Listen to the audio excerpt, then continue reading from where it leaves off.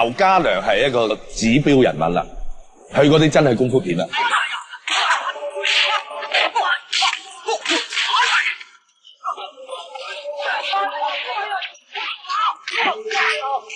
以前我们常常拍动作是把格数调得快一点，所以他们打起来比较爽一点。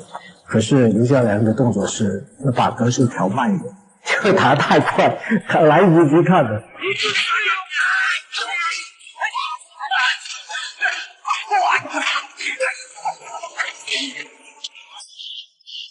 大家做一个怎么打，我一定给你过。我一打的时候，没有人看的。有时候打的时候，师傅啊，你想怎么打出来的？我说我不能打嘛，习惯打一套。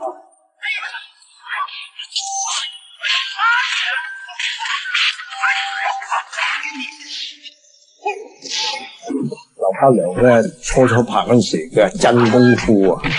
真功夫拍出嚟要好睇咧，你又一定要拳拳到肉。